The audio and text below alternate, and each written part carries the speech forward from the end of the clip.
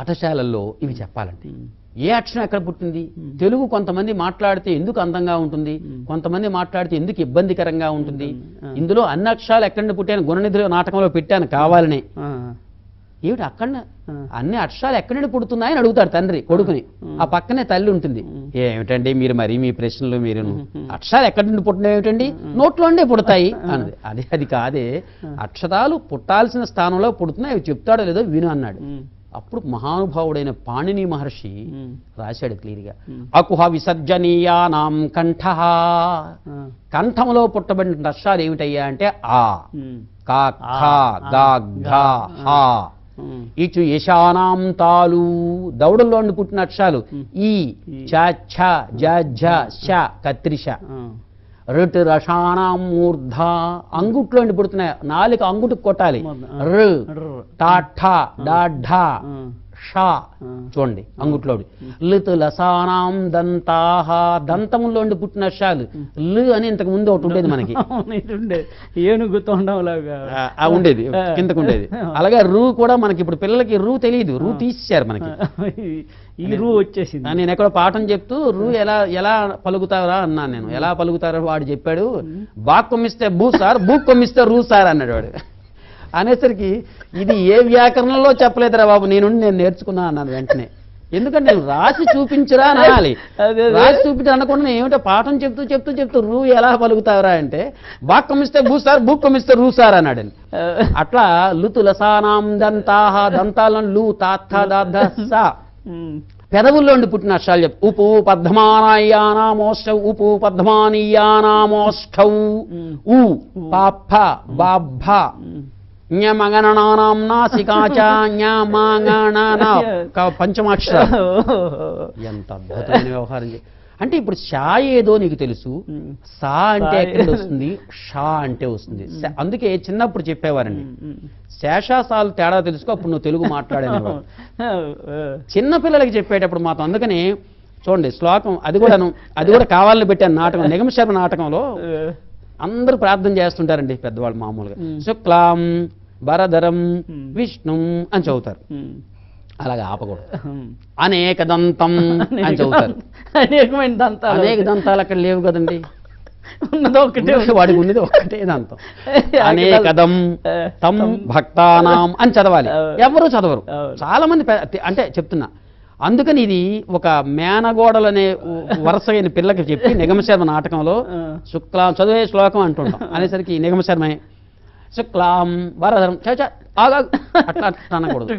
శుక్ల అంటే తెల్లనైనటువంటి, అంబర అంటే వస్త్రమును, ధరం ధరించినటువంటి వారిని కాబట్టి శుక్లాంబరధరం సవర్ణ దీర్ఘ సంధి అవుతుంది అక్కడ.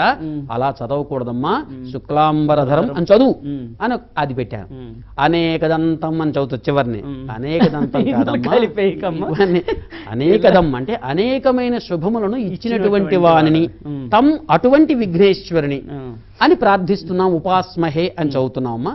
అలాగే అనేకదంతం కలిపి ఇక్కడ కలపకపోతే తప్పు, కలిపితే తప్పు. కాబట్టి ఇవన్నీ కూడా మనం పిల్లలకి చెప్పాల్సిన బాధ్యత మన మీద ఉంది. తర్వాత నేను ఎక్కడో చదివాను సార్, అయ్యా సంస్కృత భాష మాట్లాడిన వారికి ఆయుష్ ఎక్కువ ఉంటుంది అన్నారు. అది ఎంతవరకు అంటే దీనికి ఏదైనా సైంటిఫిక్ రీజనింగ్ ఉండొచ్చు? సైంటిఫిక్ రీజన్ ఏమి లేదండి. ఈ మహాప్రాణాలు అంటాం వీటిని, ఏవి ఒత్తక్షరాలన్నింటినీ కూడా మహాప్రాణాలు అంటాం కదా. ఇప్పుడు మనం చదువుకున్న పద్యాలని చూశారు కదా, మహాప్రాణాలు బయట ఒత్తులు పెట్టి దగ్గర ఆ మహాప్రాణాలు గట్టిగా పలికితే హాయిగా బ్రహ్మాండంగా వాళ్ళు వేద ఎంత అద్భుతంగా ఉంటుందండి. వేదనాదం ఒక్కసారి వినండి, నాభి నుండి వస్తుందండి.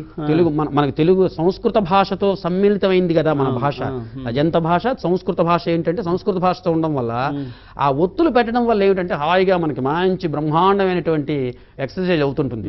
అసలు అందుకే ఎప్పుడైనా ఆకలి వేయటం లేదనుకోండి, ఉదాహరణ నేనే ఆకలి పెట్టలేదంటే ఒక మంచి పద్యాలు తీసుకుని ఒక 4-5 పద్యాలు గట్టిగా చదివేశాను అనుకోండి, 2 నిమిషాలు ఆకలి వేస్తుంది, ఉన్నదంతా ఎగిరిపోవడం. ఇంకా జీర్ణశక్తి, మన జీర్ణశక్తి ఉంటే మనకు కావాల్సింది ఏంటంటే ప్రాణం ఎందుకు ఉండదు? మహాప్రాణాలు పలికితే మన ప్రాణం ఇంకా మహాప్రాణం అవుతుంది. ఇదే సైంటిఫిక్ రీజన్, అంతకంటే ఏం లేదు. ఆకలి వేయదు వాడికి, తినేస్తుంటుంటాడు, అందులో పడేస్తుంటుంటాడు. వాళ్ళు చెప్తారు ఆకలి వేయకుండా తినొద్దురా అని చెప్తుంటుంటారు. ఎందుకు ఆకలి వేయదు? ఇప్పుడు జయత్వద భ్రవిభ్రమద్భుజంగ నిస్వసద్వినిర్గమత్ క్రమ స్ఫురత్ కరాళ ఫాల హవ్యవాట్ ధిమి ధ్వనన్ మృదంగ తుంగ మంగళ ధ్వని క్రమ ప్రవర్తిత ప్రచండ తాండవ శివ. ఎందుకు ఆకలి వేయండి? ఓ 10 ఇడ్లీ తినండి, వెంటనే ఇది చదవండి, ఎగిరిపోతుంది మొత్తం అంతా. మళ్ళీ 10 పూరీలు తినాలి. భాషకున్న గమ్మత్తు మత్తు అదండి. ఒకసారి కానీ అలవాటు పడితే మరి విడిచిపెట్టరు. Yes, I don't want to found. I'm sorry, I can't do this. Only on lips. I'm sorry to have sisters. దీనివల్ల ఏంటింది? ఇక్కడే ఉంటుంది మన ఈ స్వరపేటి కానీ ఇక్కడ ఉన్నటువంటి ఈ జీర్ణ ఇవన్నీ వ్యవహార వ్యవస్థ కానీ ఇదంతా అలా ఉంటుంది హాయిగాను. ఎక్కడ వేసిన పదార్థం అక్కడే ఉన్నట్టుగా ఏం కింద. అందుకే తెలుగు చూడండి, తెలుగు మనం మాట్లాడే భాష భారత భాగ్య విధాత అనేటప్పుడు మీకు ఎక్కడ వస్తుంది? నాభి నుండి వస్తుంది. ఈ నాభి నుండి రావడం వల్ల ఏంటవుతుందంటే మొత్తం అంతా క్లియర్ అయిపోతుంది, హాయిగా ఉంటుంది. నాన్ ఋషి కురితే కావ్యం అన్నాడు. ఋషి కానివాడు కావ్యం కాదు. ఆ ఋషులు రాసినటువంటి కావ్యాలు కాబట్టే మహత్తరమైన శక్తివంతం కాబట్టే ఇంతవరకు వచ్చాయి. ఆ కావ్యాల్లో ఉన్న పద్యాలన్నీ సామాన్యమటండి, అవి మహాశక్తివంతమైనవి. ఇవాళ మేగడ రామలింగ స్వామి మీరు పిలిచారు అంటే దానికి కారణం ఏమిటి? పద్యము చదివిన భాగ్యమబ్బుట చేత, పద్యము చదివిన భాగ్యమబ్బుట చేత పండిత ఆశీర్వాద ఫలము దక్కే. పద్యము చదివిన భాగ్యమబ్బుట చేత జనులను ఆకర్షించు శక్తి కలిగే. పద్యము చదివిన భాగ్యమబ్బుట చేత గగన గమనమును కలిగే. కింద నుండి విమానాలను చూడండి వాడిని నేను. ఎన్ని విమానాలు ఎక్కి దిగానో నాకే లెక్కలేదు. అట్లా దేనివల్ల వచ్చింది? పద్యము చదివిన. పద్యము తెలుగువారిలో భాగమగును, భాగమే కాదు మనిషికి భాగ్యమౌను. భాగ్యహీనమై ఎవరైనా బ్రతుకగలరా? అట్టి భాగ్యము కొందము ఓ ఆంధ్రులారా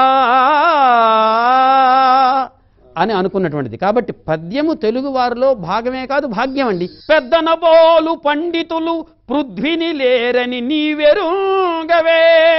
పెద్దనకీదలంచినను పేరిమినాకిడు కృష్ణరాండ్రుపా.